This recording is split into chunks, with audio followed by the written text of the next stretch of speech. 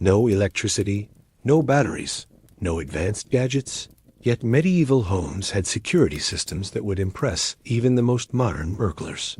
Long before wires or Wi-Fi existed, communities developed clever ways to protect their homes that worked so effectively, some techniques are still in use today. Forget everything you thought you knew about medieval home security. It was far smarter than expected. You know that panic when you cannot find your phone?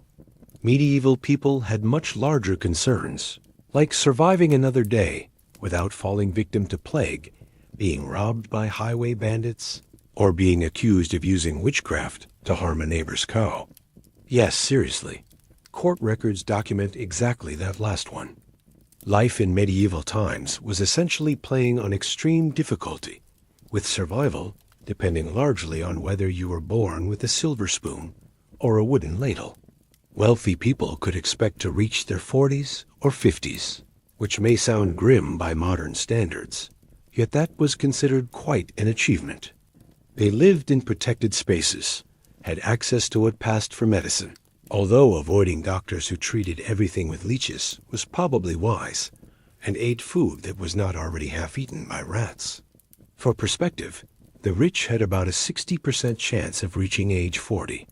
Peasants rarely made it to 30, facing backbreaking labor and sharing their living space with animals. My history professor joked that medieval peasants invented open-plan living because literally everyone and everything lived in a single room. The threats were not always what you might think. While Hollywood loves showing armies constantly raiding villages, the real dangers were more ordinary. Disease outbreaks could wipe out entire neighborhoods faster than anyone could cry, "Bring out your dead." And yes, people actually said that. Raiders were a threat in unprotected areas, but workplace accidents like falling from cathedral scaffolds or getting caught in a windmill were more deadly. Here is a surprising fact. Medieval court records show more deaths came from tavern fights than highway robbery. Apparently, disputes over the last mug of ale could turn deadly. A famous 1345 case involved a man dying after being struck with a meat pie during a pub argument. Yes, a meat pie. Medieval food was apparently built to last and serve as impromptu weapons. Wealthy individuals were not immune, though their risks were often political rather than physical. While peasants worried about wolves stealing livestock, nobles faced rival families scheming to seize entire estates. At least they could afford guards, unlike poor families relying on a loyal dog and a system of bells that made their house sound like a year-round holiday celebration. Perhaps the most fascinating aspect of medieval safety was how it created a social system where survival often depended on community as much as wealth. Poor families lacked strong walls or professional guards, but developed inventive ways to protect themselves and neighbors. Which brings us to one of the most impressive security features: city walls. Massive stone barriers were not decorative. They could mean the difference between sleeping peacefully and keeping one eye open all night. Medieval city walls were the original gated communities. Instead of keeping out door-to-door salespeople, they kept entire armies at bay. These massive stone fortifications were the line between peaceful rest and constant anxiety, and required construction efforts that would make modern projects seem trivial. Take York, England. Its walls took 200 years to complete. The builders never saw them finished. Great-great-grandchildren completed the work centuries later. Modern contractors complaining about supply chain delays might benefit from remembering that timeline. The most interesting feature of medieval walls was not their size. Although 40 feet high and 10 feet thick is impressive, it was how they structured social hierarchy based on proximity to the center. Property values in medieval cities worked opposite modern suburbs. The further from the center, the worse the living conditions. Wealthy families claimed prime real estate as far from the walls as possible. This was not only to flaunt wealth, though nobles did enjoy showing off. It was practical.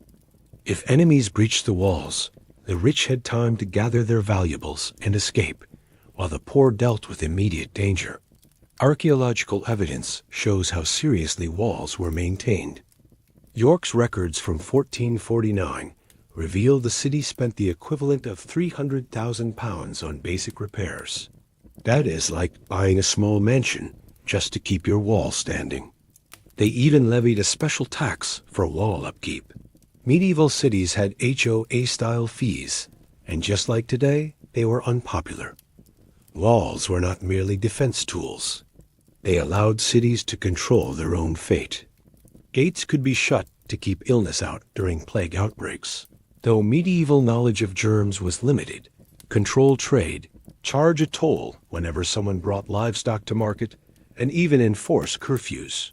Many cities had strict regulations for gate closing times, leaving more than a few unfortunate people spending the night outside after losing track of time at the local tavern. The truly fascinating aspect was how these walls shaped daily routines. Each city developed its own wall culture, with specific rules, customs, and superstitions. Some thought walking the entire perimeter of the walls would bring luck, while others held festivals to mark construction anniversaries. In Chester, it is still technically legal to shoot a Welshman with a bow and arrow from the city walls after midnight, although testing that medieval law is strongly discouraged. Not everyone could afford the protection of these massive stone barriers. For those living outside the walls, security meant getting inventive with what was available. Medieval peasants lacked fancy fortifications, but they made up for it with clever solutions that would impress modern DIY security enthusiasts.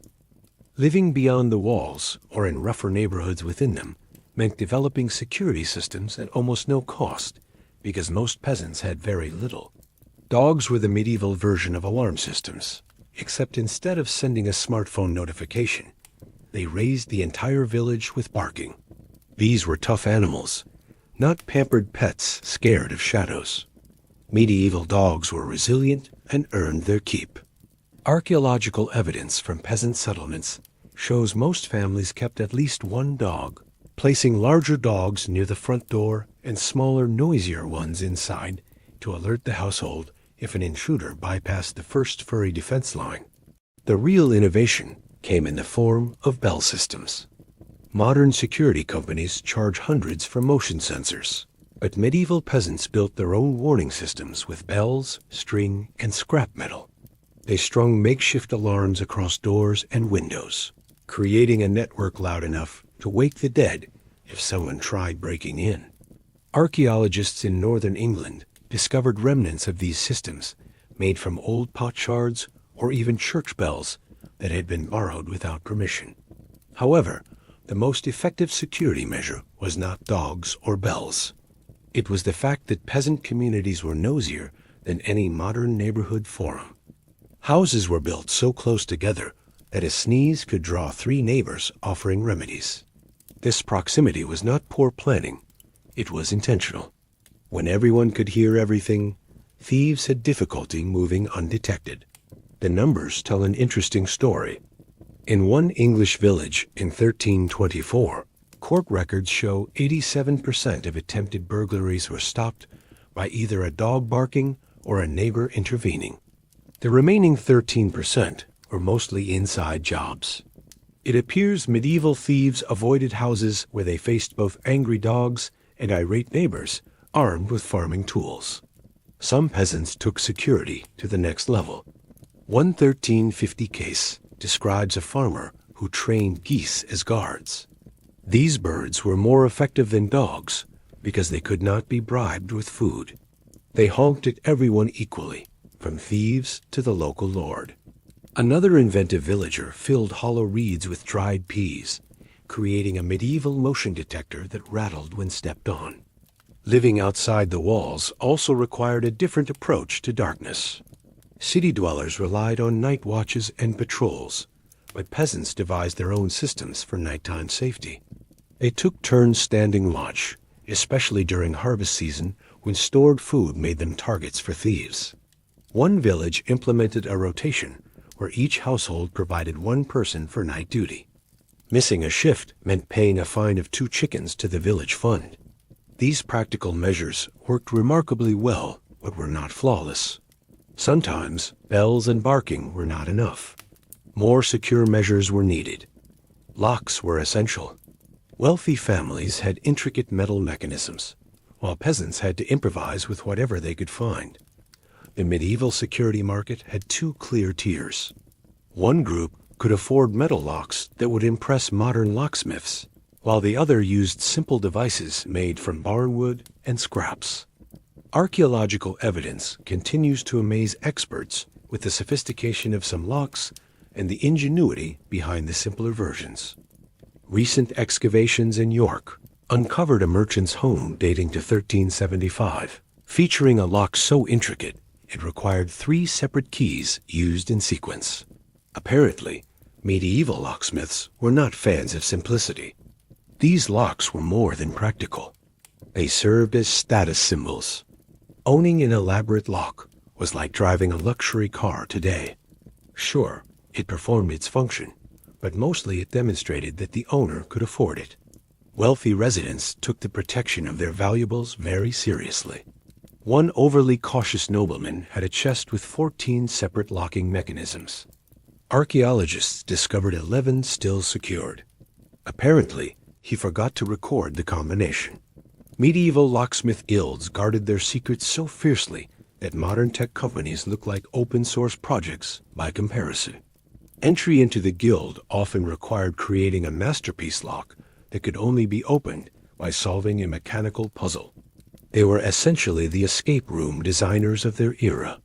But let's consider how the other 99% lived. Peasants could not afford metal locks, yet they devised solutions that were surprisingly effective. The most common method was a simple wooden bar across the door.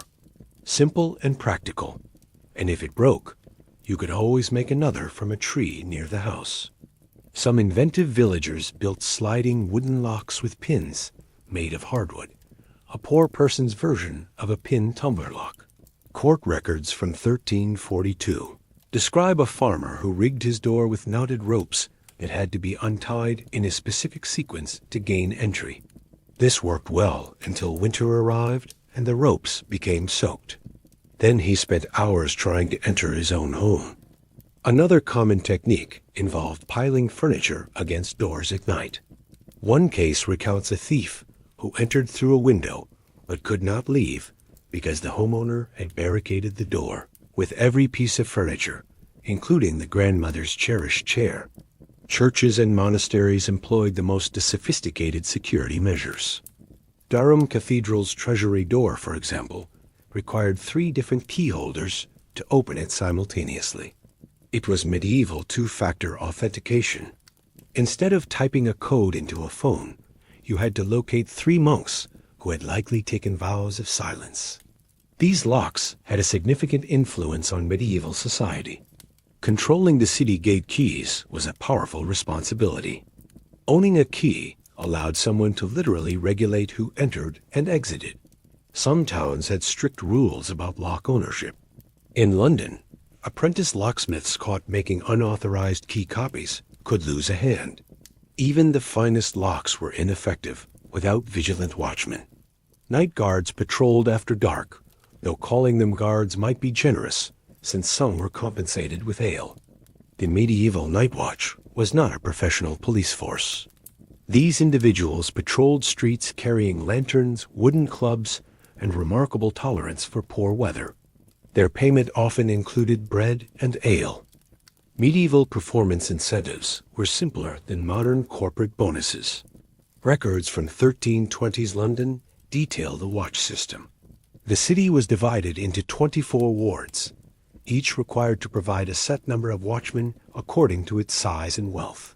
Wealthier neighborhoods supplied more watchmen, likely seeming unfair until considering the greater value of their possessions. Standard shifts ran from sunset to sunrise, with watchmen walking about 12 miles each night. No gym membership required when the job included that much exercise. The watchman's calls became part of nightly life. 10 o'clock, all is well, they announced, though occasionally it was 3 a.m., and a cow had escaped. These calls served several purposes. They informed citizens of the time, warned potential criminals that someone was observing, and kept the watchman alert. One inventive York watchman became famous for announcing in rhymes. Court records note that locals paid him extra to stop. Equipment was simple but effective. Each carried a lantern, primarily to be seen rather than to illuminate. The goal was to advertise their presence rather than catch offenders in the act. They also carried wooden clubs, although historical accounts suggest these were often used more to wake up fellow watchmen who had fallen asleep than to fight actual criminals. Some towns outfitted their night watch with special rattles or bells to alert the community, creating what must have been the medieval version of a police siren, though with more arm strain and no electricity. The watch did far more than look for thieves. They were like a multi-tool of public service. They monitored fires, a serious hazard when most structures were wooden, broke up tavern disputes, sometimes by physically joining in, guided lost drunks home while ending their access to ale, and even acted as emergency midwives. One record from 1389 describes a watchman delivering a baby, extinguishing a small blaze, and catching a chicken thief all in one night, earning himself extra ale rations and a day off after a very unusual shift. Perhaps the most interesting part of the night watch was their detailed record keeping. Every morning, the head watchman reported the previous night's events to local authorities. These reports provide valuable insights into medieval nightlife. From them, we know that the most frequent crimes were not dramatic robberies or murders, but small thefts and attempts to sneak into the city after curfew without paying the gate toll. Medieval crime and punishment had its own unique character. While watchmen could detain suspects, the real spectacle began in court. Thieves were not after electronics or jewelry. Their targets were practical necessities. Court documents from 1300s England read like a grocery list. Bread, cheese, clothing, tools, and occasionally prized livestock like chickens. One ambitious thief in Norwich was caught trying to steal an entire cow. He might have succeeded if the animal had not moved at the worst possible moment. The justice system handled offenders with what was essentially a three-strike policy, though the consequences were far more permanent than a simple jail sentence. First offenses might earn a fine or a stint in the stocks, a public timeout with the bonus of rotten vegetables being thrown. Second offenses often involved corporal punishment, such as nailing ears to a post, though they would eventually be released. A third offense usually meant no fourth opportunity. Yet medieval justice was not entirely unforgiving. A principle historians call the bread rule allowed mercy if the crime involved stealing food out of hunger. Records from 1364 describe a man who stole a loaf of bread being sentenced to work in the baker's shop instead of losing a hand. The baker eventually hired him permanently, an early form of rehabilitation. Punishments often matched the crime in inventive ways. Steal from a butcher? Work in the slaughterhouse for a month. Take chickens? Now responsible for feeding every chicken in town. One imaginative judge made a wine thief serve as town crier, shouting announcements until his voice failed. Statistics from surviving court records show a revealing pattern. In one well-documented town from 1375, roughly 60% of thefts involved food or clothing, 30% tools or household items, and 10% luxury items. Medieval thieves were practical, preferring a warm cloak to a gold cup. Conviction rates were high, around 70%, mainly because sneaking around in a community where everyone knew each other's possessions was difficult. The wealthy faced consequences as well, usually financial rather than physical. A noble caught stealing from a merchant had to repay triple the value and fund the town celebrations for a year. The merchant ensured that year's festival was particularly lavish. Court records reveal some truly strange cases. In Canterbury, a man was caught stealing only his neighbor's door. His defense claimed the door had blown into his yard, and he was merely keeping it safe. Another thief attempted to steal a beehive but was caught, thanks to uncooperative bees. The most effective deterrent was not the punishment itself, but public humiliation. In a world without television or the internet, watching someone in the stocks was top-tier entertainment. Crowds gathered to heckle the guilty, turning punishment into performance. Some towns even had a designated shame bell that rang whenever a theft was discovered, ensuring everyone came to witness the spectacle. Through walls, dogs, bells, locks, watchmen, and creative punishments, medieval communities developed a surprisingly effective security system. It lacked modern technology, but it relied on human ingenuity and a strong sense of community responsibility.